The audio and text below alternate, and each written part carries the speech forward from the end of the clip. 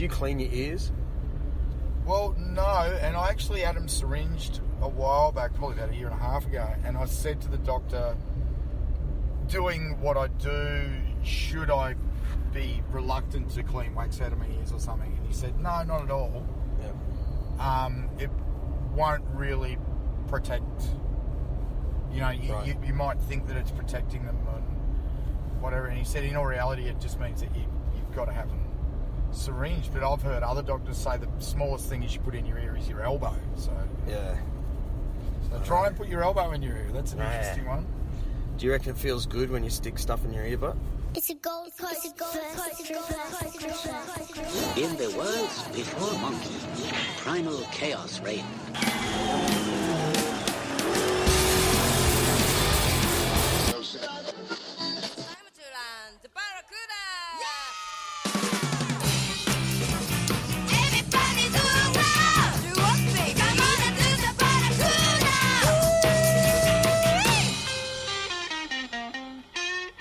G'day viewers. This podcast was brought to you by Koala Karma, the chill out drink. And it was also brought to you by my band, the Titanics. It's a funny one today, and it's a bit self-indulgent maybe, because but not self-indulgent. Oh God! Hey, can I tell you something? It's 3:42 in the morning. I left. I'm totally scrambled. We've been driving for about 6 hours today to do a wedding gig. We left at 11 a.m, so I'm still not home. But I drove with my champion mate, Julian Grynglas. Jules has been on the show before. He's a guy I've known for a long time now. He's the guitarist from the legendary Australian rock band The Poor. They were called The Poor Boys, but The Poor. And he filled in as a guitar player today. It was just so cool to spend a lot of time with Jules today. We had a great drive up and back, and I think it was good for both of us. He'd agree. It's so I'm genuinely too tired to be talking now. But I just wanted to record this before I got home, so I'm in the same frame of mind. It was a great gig at a wedding reception. Listen to me. It was called Steinbrook Hall at Tenterfield, and it was in a really cold part of Australia, sort of thing, but beautiful place. Yeah, it was a really nice wedding. Congratulations to those people, Jennifer and Carl, on their wedding. We rocked the place out. Everyone got totally smashed drunk. They were making a big mess everywhere, but they were having a good time. No one really got hurt or anything. And we put a band together for this show, and this podcast is a result of that.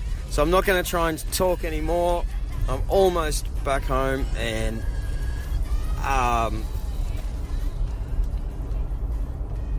anyway. Are you there, Jules? Yeah. Look at a bacon and egg roll.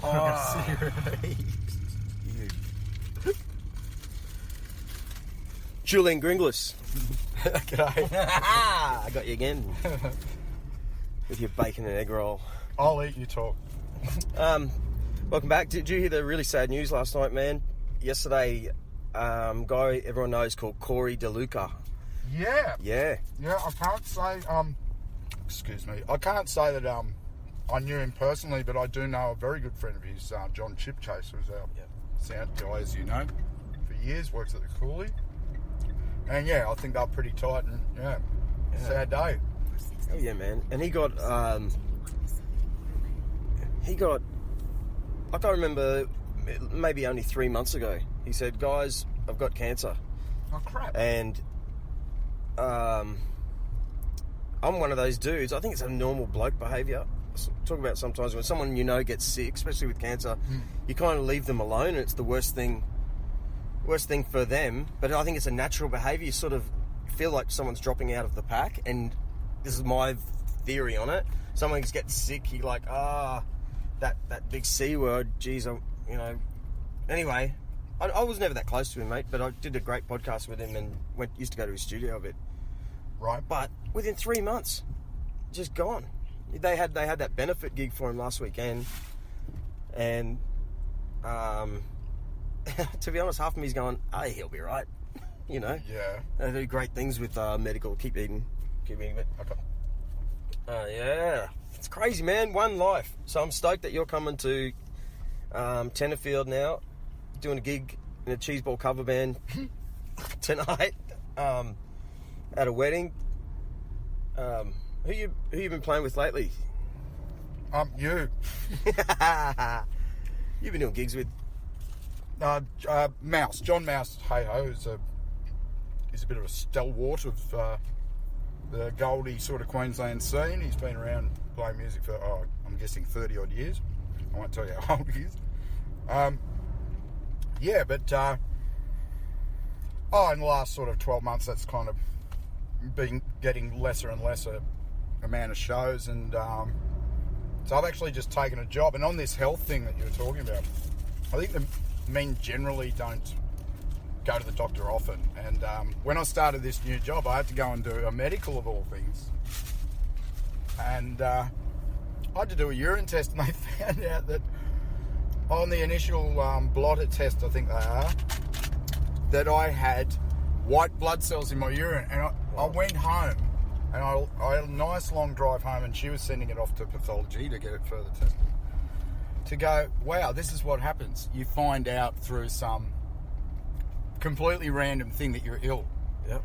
And it was a very long wait to find out that it was a false positive, thank goodness, but yeah. Wow. But what could it have been? Did she give you any... it might be this? Well, yeah, you're not meant to have white blood cells in your urine, basically. Really? No. Far out. So... Infection, it could be, I don't know, prostate.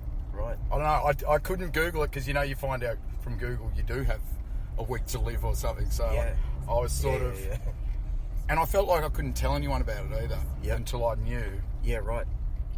Which I thought about Corey. I thought, yeah, how long did it take him to tell everyone on something like Facebook?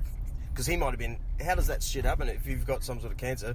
I imagine it's painful for a start. You're like, I've got to get this checked out. I'll go to the hospital next week, go to the doctor. I'll do it next week.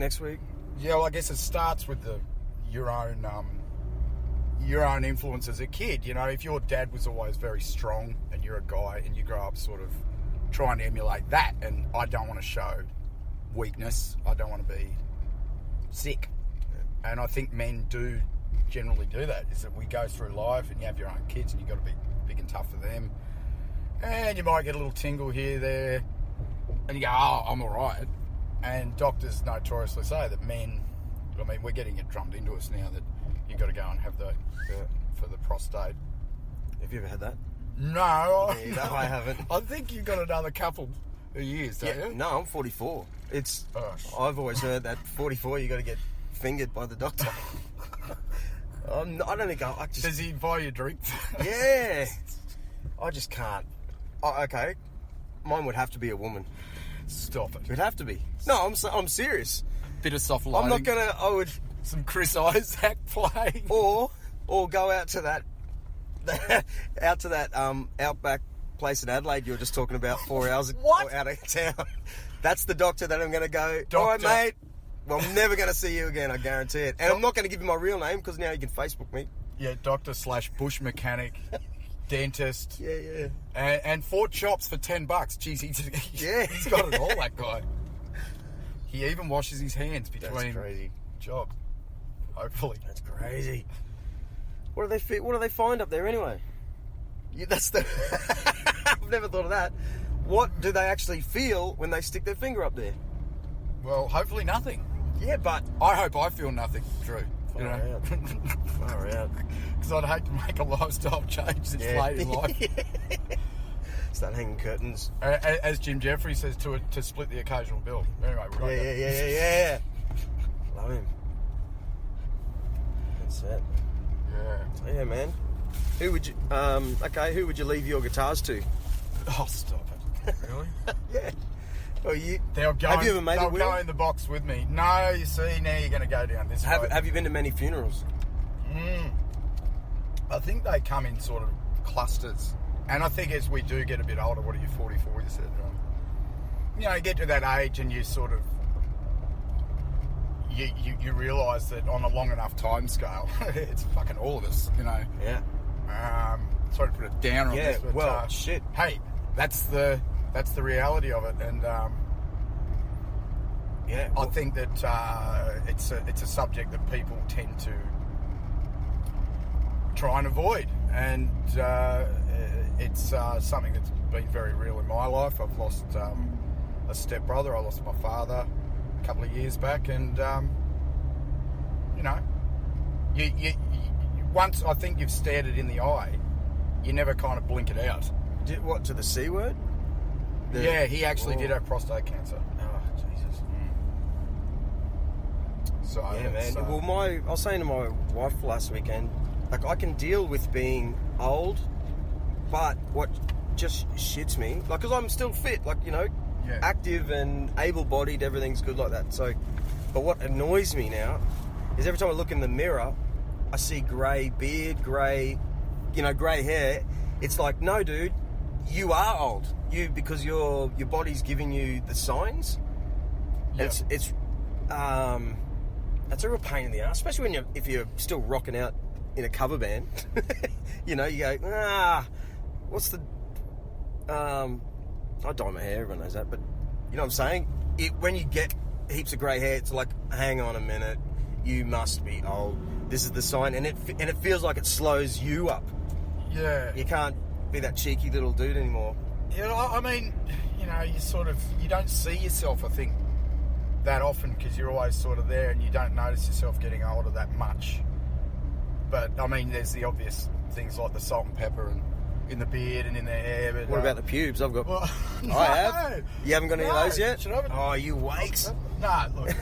But what I was going to say is the real tell for me that I'm getting older is when I go to somewhere like the supermarket and I go, what do you mean $2.50 for one capsicum? And I immediately see my father. Like, that's the kind of thing he would do. And as a kid, you go, what's the matter with you? It's bloody vegetable. Yeah. Right? You're getting hung up about fruit, dude. But yeah, I do those things and I catch myself out going, don't be a grumble guts. And of course, in this terrific profession, the music business, you do it with that. You hear something go, fladdle, fiddle, that's not music. I know what music is. And then the younger crew going, Dad, don't be a kook. That's really good, you know. And you're going, you what? know it because you spent I spent a lot of years at that time going, just being an old... Remember when you go and every now and then you go to an old dude's studio and you're like, he just cannot understand me. You know, and then you'll see go to a band, you're supporting some band and they're old, and you go, no, they're just so out of touch. Well, that's us. Yeah, well, a lot of my sort of stomping ground on stage was in Darwin to start with the poor. And when I got to Darwin, I thought, why are these guys so popular here? And you asked me something about this, and we sort of digressed last time we spoke. And anyway, what I forgot to say was, I went out and I'd see these bands and they were ba-da-ba-da-da, ba-da-ba-da-da, and it could be 1950 if you close, you know, there was no sort of movement forward from that as far as the live scene there was concerned. And I had this aha moment where I went, no wonder these guys are getting so much work, because there was this chasm between that very traditional blues that was being played in the NT and this heavy rock band. It just sort of didn't stack up. And what was it? Oh, it was a Johnny. Okay. Was he? In the bush? Yeah. He's turning around. Anyway, we'll see what happens. Okay, Queensland, New South Wales border. Do you want me to hold it? Oh, yeah? As long as the mic, you got to go do that one. Rightio. Apparently. then yeah, that'll annoy you for a bit. Okay, every now and then. So on that.